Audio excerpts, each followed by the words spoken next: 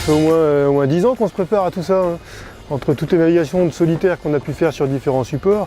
Et en vrai, avec ce bateau-là, depuis juin 2016, à cogiter, à essayer de faire des évolutions. Et puis, on l'a mis à l'eau il y a plus d'un an maintenant. Et depuis plus d'un an, on n'arrête pas de modifier, préparer, optimiser, rajouter. Et puis apprendre à s'en servir aussi, parce qu'un nouveau bateau, c'est aussi un nouvel apprentissage. Donc, il faut comprendre, enlever ses a priori et puis travailler pour aller de plus en plus vite.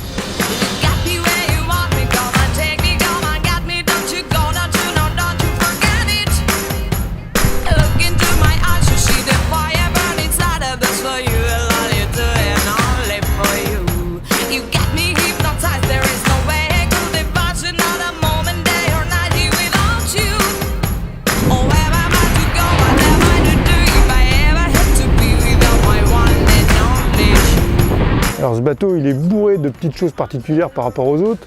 Donc les formes bien volumineuses qui sont faites pour des conditions de large dans la mer formée et dans des conditions musclées. Donc ça amène de la puissance en plus. On a un gréement un petit peu différent qui aujourd'hui a été copié par tout le monde, ce qu'on savait aussi, ce qui est normal puisque c'est un peu le but de ce genre d'évolution, c'est que ça serve à d'autres un jour. Et puis après, nous on a travaillé sur plein de petites optimisations partout, sur des ranges de voiles, sur des choix de voiles, sur des essais qu'on a fait aussi, sur la compréhension, quelquefois on s'est trompé, on a refait. Et puis maintenant, depuis quelques mois, on travaille aussi sur l'équilibre du bateau, sur reculer beaucoup les poids, sur améliorer tous les petits défauts qu'on peut voir en permanence. On va rouler en essai de bateau dans 40 nœuds de vent, 15 jours avant le départ de la route du Rhum. Je ne sais pas si c'est très malin. Avec le petit Xav, en tout cas, on teste le matériel. Pour l'instant, ça tient bien. Xavier, son métier, lui, c'est de travailler pour que le bateau soit le plus près possible et le mieux possible pour qu'il n'y ait pas de soucis derrière. Et puis là maintenant, en ce moment, on est sur la petite finition. Donc maintenant, on essaie de protéger un petit peu plus le marin. Demain, on nous dirait, il faut prendre le départ d'une transatlantique, on peut y aller demain. On continue à améliorer et ça, on le fera jusqu'à la semaine avant le départ.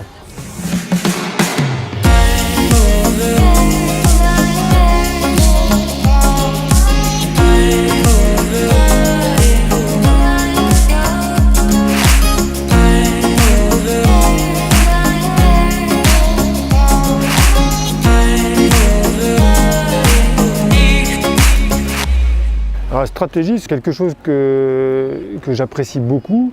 Il se trouve que je suis aussi un petit peu joueur de temps en temps, parce que j'aime bien faire des choses un peu différentes des autres. Pas n'importe comment, bien sûr, parce que il faut jouer avec la météo, les performances de son bateau, les concurrents autour de nous, la place dans laquelle on est, la place dans laquelle on veut avoir. Voilà, et tout ça, il faut le prendre en compte pour faire sa propre stratégie. Et cette année, on s'est rapproché d'un ancien coureur de classe 40, plein d'autres supports bien sûr, qui est Dominique Vité, qui travaille aussi beaucoup cette phase de météo et stratégie. Et moi j'ai beaucoup aimé son approche parce qu'il y a à la fois l'approche d'un météorologue, mais aussi d'un coureur qui a eu nos contraintes. Et donc il nous a amené certaines méthodologies, des choses qu'on connaissait déjà peut-être aussi avant, mais qui nous a mis la puce à l'oreille sur des petites choses. Attention, à ce moment-là, il faut faire attention à cette carte-là. Là, sur cette situation-là, il faut prendre une image satellite. Là, à ce moment-là, il ne faut pas être devant la table à cartes, il faut être dehors, aborder les voiles, ça ne sert à rien d'être dedans. Voilà, et donc des idées un peu différentes et une méthode un peu améliorée de ce qu'on fait d'habitude.